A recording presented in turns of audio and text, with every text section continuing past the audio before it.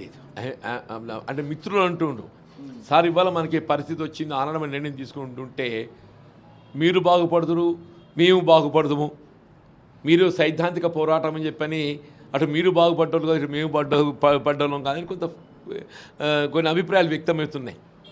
కానీ నేను I never felt. నాకంటూ గుర్తింపు వచ్చింది, నేను ఎందుకు పోరాటం చేసిన కాబట్టి గుర్తింపు వచ్చింది. నేను పోరాటం చేసిన 5 సంవత్సరాల శాసనమండలి సభ్యుడు కాబట్టి గుర్తింపు వచ్చింది. నేను పార్టీ మారుతా అనుకుంటే క్యాండిడేట్ డిఫెక్షన్ లా కూడా అడ్డు రాదు. Because I was loan member. నేను పార్టీ మారినా కానీ యాంటీ డిఫెక్షన్ లా అడ్డు రాదు. అయినా నేను ఆలోచన చేయలేదు. ఇవాళ నేను పార్టీ మారాలనే ఆలోచన రావడం కంటే పార్టీ వీడాలనే ఆలోచన. The difference you have to differentiate.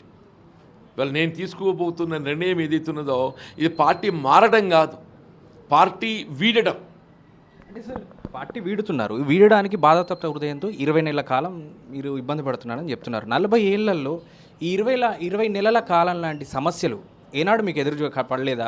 ఆనాడు ఎప్పుడు అనిపించలేదా పార్టీని వీడు? నేను ఎప్పుడు మానసికంగా శోభకు గురి కాలేదే. నేను ఎన్నికల్లో గెలిచినా ఓడినా అనే ఒక భావన నాకు ఎప్పుడు రాలేదు.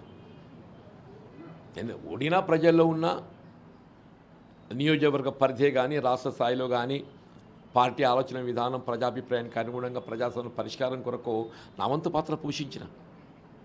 కానీ ఇవాళ ఏదైతే ఉందో మీరు అన్నట్టు నేను నిర్మాణం చేసుకున్నటువంటి ఒక ఈ పార్టీ ఇవాళ ఎవడో వచ్చి ఆక్యుపై చేసుకుంటే మీరు ఎందుకు ఓపిక పట్టరు, సహించరు అని చెప్పంటే ఇట్లనే ఆ ఓపిక అనేది నేను అది కూడా 20 మాసాలు ఓపిక పట్టిన.